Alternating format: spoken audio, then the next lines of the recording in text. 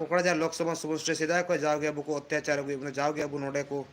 जहाँ मेचो मेना को नुकु दरा नुकु सला अब जाओगे तापाम हुई कांते नोडे अब जहाँ नुकान इलेक्शन दो जहाँ लोकसभा इलेक्शन में जहाँ इटा जगह रे इलेक्शन दो रे चांस के बाबून जामे कांते चेदा से नोडे रिजर्व कोठा करा अब दो ओबीसी कना बुन और उना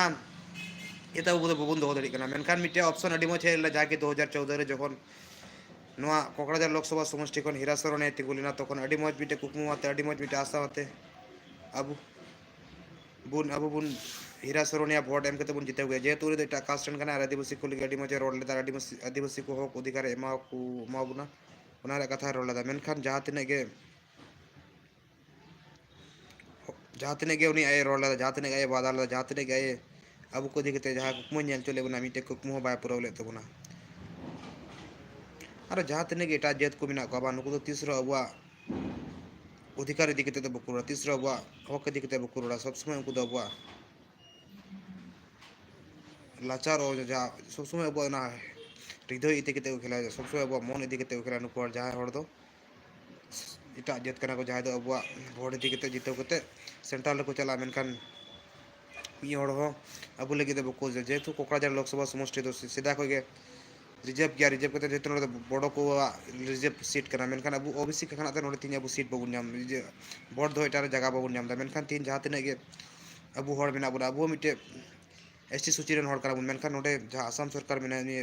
ओबीसी बनाव का बना ओबीसी बनाव करते दबाव रे चेष्टा ना अड़ी बड़ी एक जेहेतु अब तो ट्राइबल हर कराबून सारा भारत रे ट्राइबल हर कराबून और मिट्टे अड़ी आसार कुकमु आते नोड़े अब भोट रे मिट्टे सुविधा तहन दरकार मेनखान ना सुविधा बाबून नाम जेहेतु कोकराझार लोकसभा समष्टि एसटी कोठा एसटी कोठा से अब सानताड़ एसटी ऑल इंडिया एसटी करा आसाम कोकराझार एसटी दो बनूबना अड़ी दुख रे कथा दो जहाँ हर अब अब भोट इदी अब सानामा इदी जितवना जितव कते बार दम 10 साल उनी राजत्व लगे बन एमादे मेनखान उनी हर अब लगे मिट्टेन उनी हर अब लगे मिट्टे रास्ता घाट बांधो 1 टका पैसा 30 जीवन रो बाय खर्चा लगा दो अड़ी दुख रे कथा चेदा से जहाँ अब इन बन विश्वास जहाँ अब दिल अंतर को विश्वास करते उनी हर जितव करते अब सेंट्रल दिल्ली लोकसभा उन कुल के मेनखान उनी हर अब कथा बाय आजम लेदा अब लगे मिट्टे जिनिस बाय कराल दो अड़ी दुख रे कथा कना जाओगे अब बन हुदिस मा जाओगे अब बन गांडन मा चेदा से अब टाका पैसा लोभ से लाभ बन अब हक अधिकार जरूर बना अब मारांग अधिकार दो टाका पैसा तेज में ना बन गपा बना लेकिन हक और अधिकार जान का सारा जीवन था एसटी जुड़ूम जान का सारा जीवन था सारा हटे नेहरिन जवाई था